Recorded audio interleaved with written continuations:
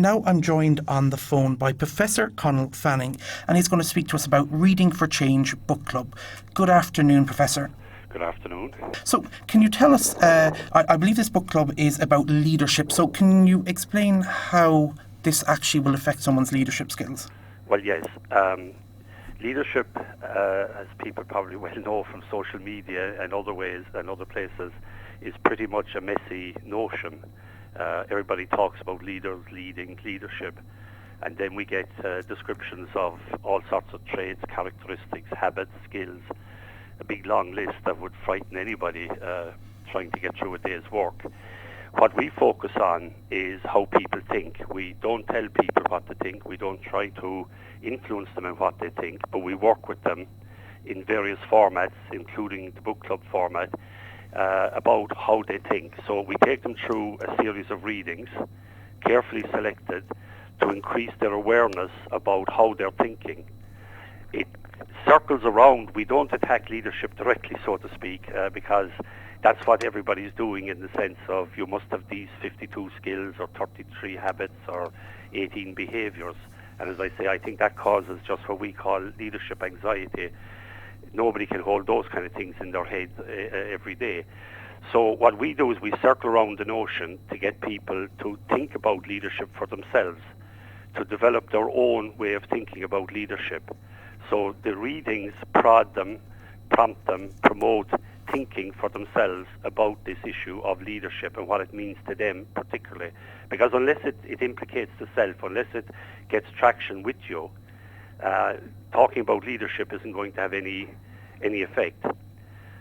So we use the format of a book club, which is an unusual book club in a way, because we emphasize this reading for change. Now we hope it's reading for pleasure as well, but it's reading for change, changing in how you think about something.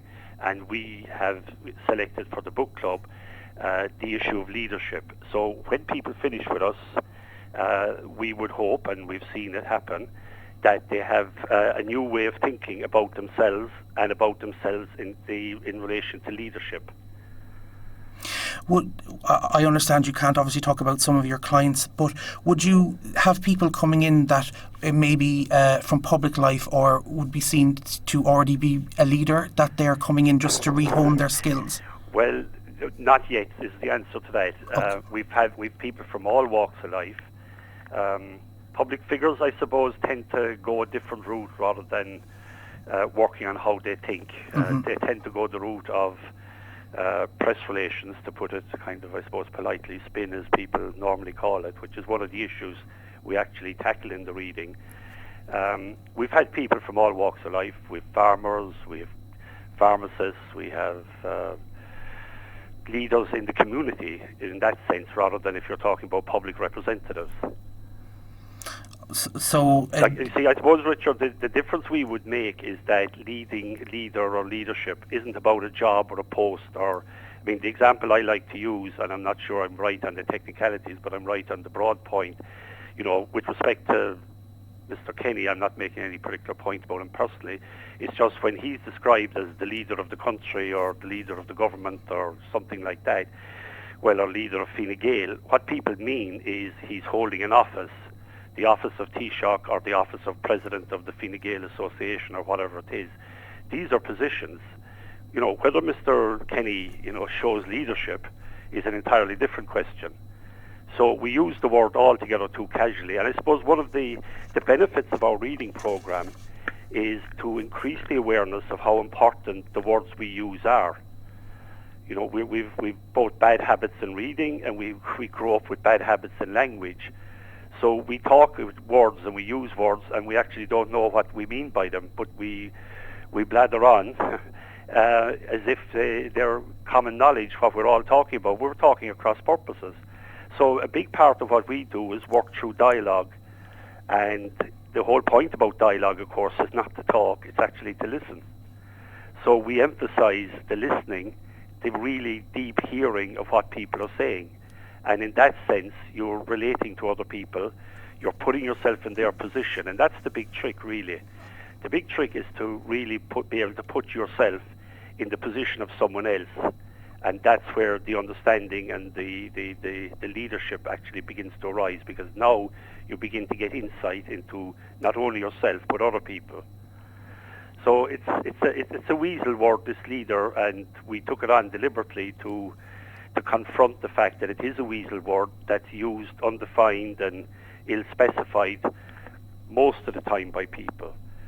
But if you substitute it, do a simple little exercise, instead of saying X and Y or leaders or this or that, just say they're CEOs or they're managers or they're presidents of an association or something like that. And then you look and you say, okay, so where's the leadership here? Well, most of us are just doing routine jobs every day. There isn't any great leadership. I come into the office, I do my emails, I do my letters, I do my writing, and it's pretty well routine. It doesn't mean that it's leadership. Okay. So we're separating that out, and hopefully once and for all with people, when they go through our program, they will think very differently. They will have a different how to think about leadership. And one that I would hope, and I see it with people, one that gives them a more confident and a more hopeful approach to it, rather than a mystery of, as I say, 16 characteristics and 14 traits and 7 skills, and nobody can remember that the next day after they read it. So it makes no difference to them. There's no traction. Our program definitely gets traction because it's getting at the mind, and to change behaviours, you have to change minds. Well, we change minds, not about what, but how to think about something. In this case, we focus on leadership. I believe the courses run for eight monthly sessions over 8 months, and you've an orientation session. Yes. There's 6 book discussion sessions, yes, and a capstone session. Yes. So could you tell us a small bit about each of those? Well, I would prefer not to tell you about the books, because it's part of our method. Okay. That the books unfold in sequence, and it works with people. When we ask people at the beginning, look, we can tell you all the books now, but our advice is no, don't. Let it unfold, because each month then, as you read a book over the 6 months, you're getting a new stimulus to think for yourself and build on your previous thinking. Whereas we would believe that if you knew the books in advance, you'd be anticipating, absorbing, and kind of managing them, so to speak, whereas we want you to get a bit of a surprise and a bit of disruption, because unless there's a bit of disruption, there's not going to be change. So in the orientation, we set out our agenda, really, and our method of working through dialogue and through reading. And I suppose one of the side benefits of that orientation session is we introduce people to simple but pretty powerful ways of reading, because, as I said, what do we do each day when we're reading? Well, I read the Irish Times. It takes me all of 5 minutes to read the Irish Times. I look at the headlines, subheadings, first paragraph, and I'm through the Irish Times. That's a terrible habit of reading, but that's how we read a newspaper. So we might read work memos or manuals and those kind of things. We might even read a novel to kill time. But there's different ways of reading, having a dialogue. One of our dialogues is the dialogue with the author. And in that sense, since dialogue is about listening, and listening very deeply, you have to listen to the author. And you have to engage in a conversation with the author. Then, of course, you come into the sessions and you engage in a conversation with other people, with the participants. So through a series of layers of dialogue, your thinking is being opened up, and we work in a very confidential environment. The rule is, that you can't identify what people say. You can talk about what they say, you can make notes, but you can't tag them to anybody. People have this space of freedom of thought and freedom of speech that you don't get in most organizations today. There isn't a sense in most organizations that you can really have freedom of thought and freedom of speech. So here we respect it by saying, okay, we're interested in ideas, but we're not going to be saying who said them outside the room. So it's the kind of a Chatham House rule that works very well and allows the dialogues to be really dynamic and open and honest. So we go through 6 of the books, there's sessions then, and then in the capstone session, we bring it all together over the 6 sessions. So we let the sessions unfold, let people develop their thinking and what's going on and so on, and then we pull it all together with them around their idea of leadership. So they go away having constructed their own idea of leadership for themselves, one that works for them in terms of themselves and their life. Instead of being told what leadership is, they work it out for themselves. How can our listeners, if they'd like to take part in this course, contact you? They can phone us at any one of our numbers. For example, 465-8604 is mine, and I'll answer the phone. And so email, they can get to our website and email.